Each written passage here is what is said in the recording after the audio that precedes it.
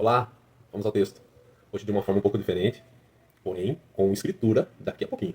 Mas hoje eu quero compartilhar uma grande conquista, mais uma vitória que o Senhor nos tem dado, que é a conclusão do curso teológico, passando pela formação básica, a formação intermediária e a formação avançada. E isso abre portas para novos estudos, os quais serão dados sequência também. O primeiro livro foi esse aqui, Geografia Bíblica, iniciado no dia 1 de setembro de 2022. Depois desse, tiveram mais 30 livros. Foram abordados Antigo Testamento, Pentateuco, profetas maiores, profetas menores, o surgimento da igreja, Atos, as epístolas paulinas, epístolas que são gerais. Isso aqui é muito bom. Doutrinas bíblicas. Foi abordado seitas e heresias, como identificar falsos ensinos, como que um falso ensino ele se introduz de forma sutil dentro das comunidades. Então, é um curso que eu recomendo e que me enche de alegria de tê-lo concluído. E agora, no mês de maio, chegou o certificado. Faz acho que uma semana que chegou, ainda não abri, porque não é importante o que está aqui dentro desse papel. O importante é aquilo que, através da palavra de Deus, foi preenchendo o coração, a mente, através do ouvir. Ouvir o quê? Palavra de Deus. E olha a profundidade desse texto que nós temos aqui em Gálatas, no capítulo 4, do verso 3 a seguir. Assim também nós, quando éramos meninos, estávamos reduzidos à servidão, debaixo dos primeiros rudimentos do mundo. No verso 4. Mas vindo à plenitude dos tempos, Deus enviou seu Filho, nascido de mulher, nascido sob a lei, para remir os que estavam debaixo da lei, a fim de que recebemos a adoção como filhos. E por que, pois, filhos, Deus enviou aos nossos corações o Espírito do seu Filho, que clama, Abba, Pai. A coisa mais preciosa é o conhecer da palavra de Deus. Ela vai te desviar de falsos ensinos, de aprisionamentos humanos, do jugo pesado que é imposto por ambientes religiosos. Você vai entender que você existe uma liberdade cristã muito abrangente, mas que não pode ser menosprezada ou desdenhado. Uma vez que eu sei o que é, então eu faço de qualquer forma. Muito pelo contrário. A hora que entra o temor sobre o conhecimento da Escritura dentro do seu coração, dentro da sua mente, você fala, Senhor, eu preciso fazer melhor. Não porque alguém te pediu, não porque alguém te pune se você não faz, mas pelo compromisso que nós, como criaturas, temos com o nosso Criador. Sal da terra, luz do mundo, filhos de Deus. Percebe a profundidade das Escrituras? Que está aqui dentro, para muitos, é uma oportunidade de abrir agendas. Agora posso ser convidado para pregar a palavra. Posso, através disso, extrair lã de ovelhas. Posso defender pelas Escrituras que 10% da sua renda tem que ser dada a mim como um representante de Deus na Terra. Ou eu posso muito bem fazer o que está proposto nos Evangelhos, que é ide, fazei discípulos. Ide por todo mundo, fazei discípulos. Quando Jesus deixa esse comunicado através das Escrituras, ele nos compara a mestres, porque apenas mestres tinham discípulos. Então, uma vez conhecendo a palavra da verdade, o Espírito Santo nos capacita para sermos mestres, para podermos fazer novos discípulos. E o discipulado deve começar dentro da sua casa. Porque de que adianta o homem ganhar o mundo todo, mas perder a sua casa? Os discípulos têm que ser formados dentro do seu celeiro, a roda da sua mesa, ensinando a criança o caminho que deve seguir, mas não apenas apontando o caminho, mas andando e conduzindo junto, para que entendam o que é o Evangelho, para que diferenciem uma ordenança das Escrituras de uma ordenança religiosa. O fardo leve e suave dado por Jesus, do jugo pesado da religião, e tudo isso com a coisa mais nobre que se aprende da lista dos dons. Em primeiro lugar, o amor pelo próximo, porque se é uma coisa tão preciosa e você não divulga ela para alguém, não existe o amor genuíno dentro do seu coração. E a segunda, o discernimento de espíritos, para que você possa discernir entre o bem e o mal. para tomar a decisão correta com a guia, a direção do Espírito Santo de Deus. Me lembro quando estava na graduação e tivemos uma disciplina, embora o curso fosse de exatas, tivemos uma disciplina optativa que se chamava Teologia da Ciência. E o professor que estava ministrando o conteúdo, no primeiro dia pergunta: quantos aqui são evangélicos? Tem alguma fé, alguma crença? E vários alunos foram se apresentando. Cada um com a sua crença, cada um com a sua fé. Uma pluralidade de conhecimentos ali por parte dos alunos. E um desafio, uma cultura de questionamento por parte do professor. Que dizia assim: um Deus sábio, poderoso, que conhece o que é, o que era, o que há de vir.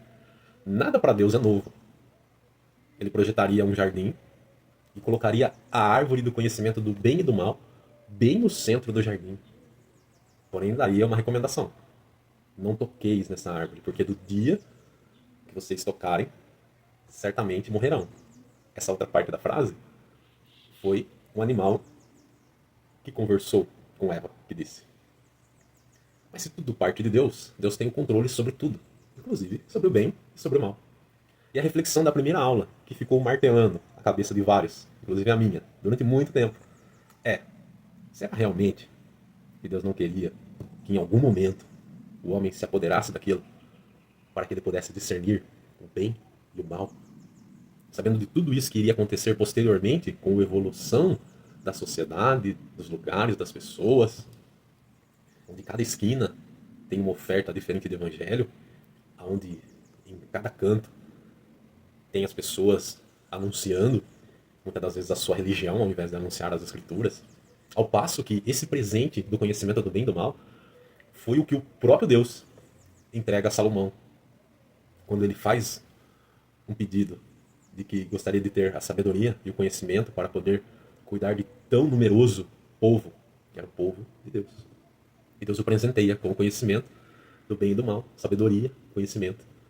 Ao passo que Paulo, ele fala: que proveito vocês teriam se eu não apresentasse a vocês como revelação, profecia, conhecimento ou doutrina? Olha aí a sabedoria, o alfa e o ômega, o verbo que se fez carne. Pense sobre isso e responda para você mesmo: é necessário ou não conhecer as escrituras? Se dedicar ao ensino das escrituras? Se dedicar ao propagar do evangelho? Não digo propagar de religião, é diferente. Propagar do evangelho. A maioria das religiões fazem um serviço em prol do evangelho. Mas, por exemplo, dentro desse curso e desse certificado aqui, tem uma carga de conhecimento religioso. E você precisa ter o discernimento. Porque o texto nos diz que Deus nos chama de filhos. Mas alguns ainda gostam de ser chamados de ovelhas. Porque precisam do pastor os guiando. Porque não conseguem crescer no conhecimento das escrituras. Quando ficou registrado que aquele que é infantil não pode receber alimento sólido, já aquele que não cresce na fé precisa ser constantemente relembrado dos primeiros rudimentos dos oráculos de Deus. Você tem a opção: aprender só o que lhe foi ensinado, ou buscar o conhecimento e se aprofundar naquilo que você ama. Eu amo a palavra de Deus. Tenho fome e sede de aprender sobre ela. E eu acho que vocês também deveriam ter. Porque no rio de Ezequiel, próximo ao trono, a água era apenas no pé. Quando ele se afastava do trono, a água chegava nos seus joelhos. Ele se afastava um pouco mais, a água chegava nos seus ombros. E quando ele estava mais à frente ainda, existia a necessidade de um mergulhar. E a gente chama isso, dentro dos estudos teológicos, dos conhecimentos profundos. Porque se você ensinar apenas a religião para alguém, em algum momento ela vai se frustrar com isso. E ela vai colocar a culpa da frustração em Deus. E Deus não tem nada a ver com esse negócio, com essa parte. E por isso que você vê tantas pessoas carentes, necessitando de uma palavra que venha de Deus, se contentando com ordenanças e julgos humanos, como se ainda estivéssemos na lei. Tem gente que guarda o dia do sábado até hoje. Alguns acreditam que Jesus Cristo foi crucificado numa estaca. Outros acreditam que Jesus esteve na Terra anos atrás e, através de placas escritas em ouro, trouxe uma nova ordenança. E as pessoas seguem esses movimentos. Outros acreditam que usos e costumes são mais válidos do que obediência e rendição, submissão à palavra de Deus. Outros acham que vão ser salvos por obras. Então existe uma salada de coisas no meio do Evangelho. E nós precisamos do discernimento, do conhecimento das Escrituras. Agora, o momento em que vivemos, e eu acredito que eu já abordei isso num vídeo anterior, fala sobre descobertas extraterrestres. E aí? Vai abalar a sua fé? Ou você está preparado para entender que lá em Hebreus está escrito assim, no capítulo 11, né? No verso 3 em diante. Pela fé entendemos que os mundos, pela palavra de Deus, foram criados de maneira que aquilo que se vê não é feito do que é aparente. Pela fé, continua o texto dando os exemplos do Antigo Testamento. Elias, elevado ao céu, uma carruagem de fogo. Enoque era amigo de Deus e foi tomado da terra. Entende? Que existem conhecimentos profundos que, dependendo de como isso é abordado, a religião ou as religiões vão entrar em colapso daqui a algum tempo, pelo divulgar e o avançar da ciência. E a própria Bíblia deixou isso registrado. Por se multiplicar a iniquidade, o amor vai se esfriar. Por se desenvolver a ciência, as pessoas vão desacreditar. E a Bíblia relata que, quando voltar o Filho de Deus, achará fé na terra? Pense sobre isso. E bons estudos. Então, bora refletir.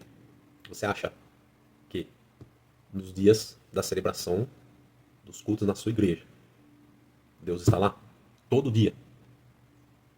Ele tem um contrato de trabalho e ele não pode chegar atrasado nem faltar dia nenhum. Você acredita nisso? Ou quem está à frente do povo precisa ter algo para apresentar à igreja no momento em que Deus nos deixa para ver como fazemos? Podemos conversar sobre esse assunto? Muito pesado?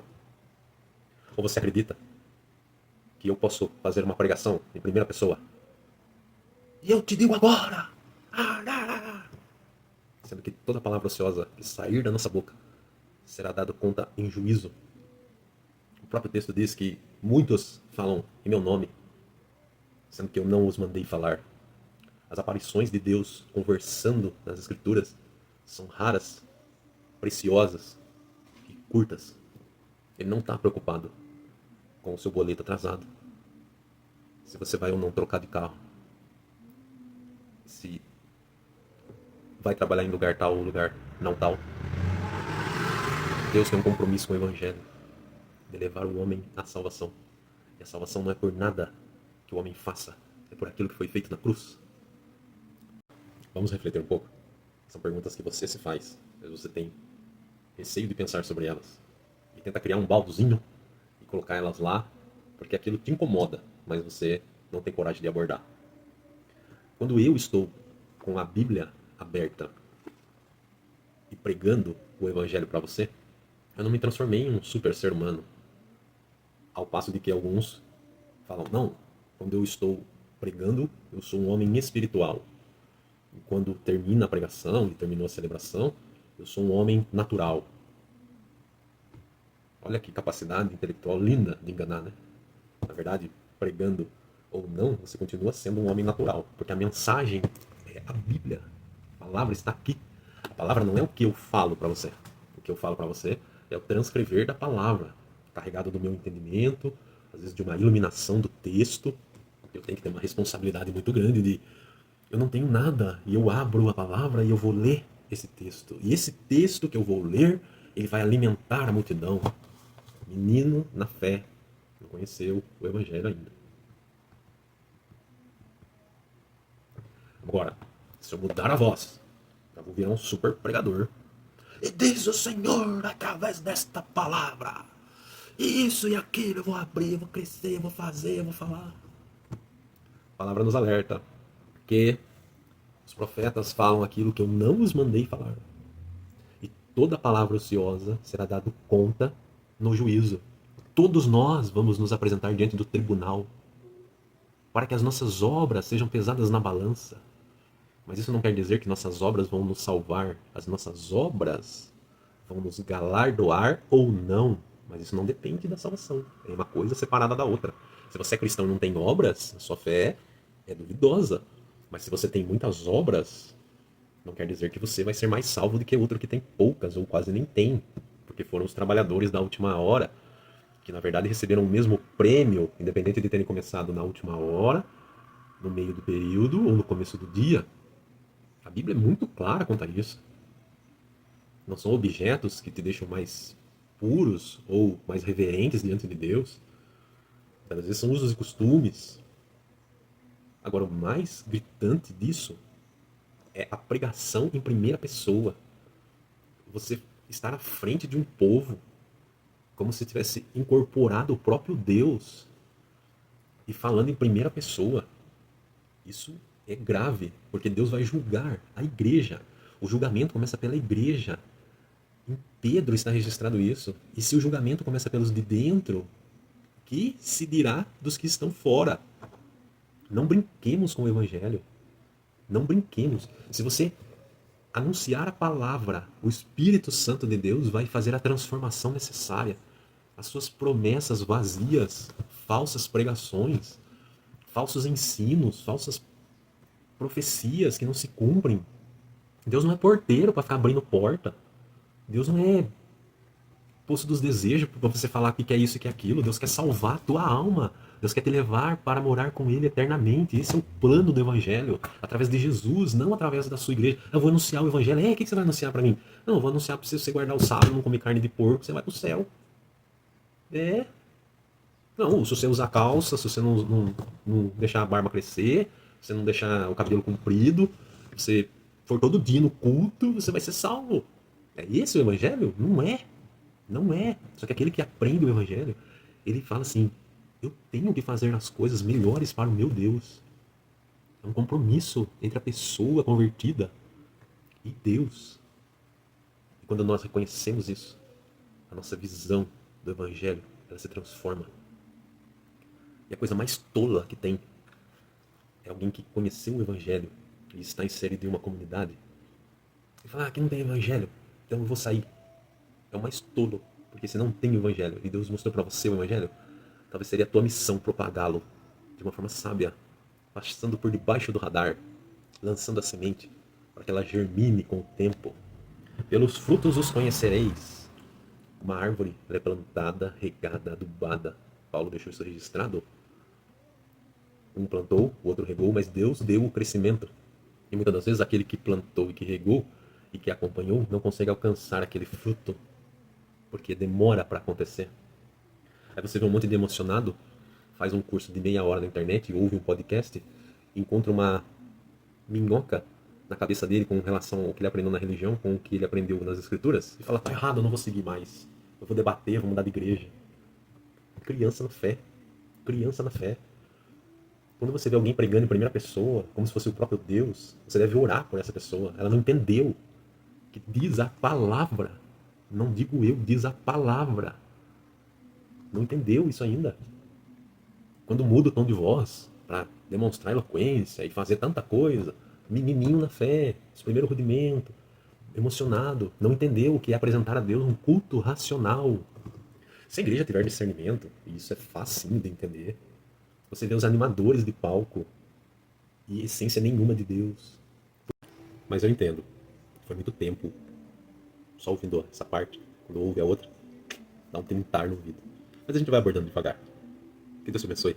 E bons estudos. Agora vamos abrir para ver o que tem aqui dentro.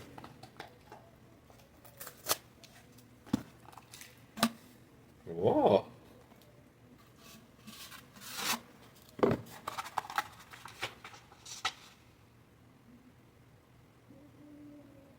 Olha que legal. Muito bom. Olha lá. Que Deus abençoe a todos. Bons estudos.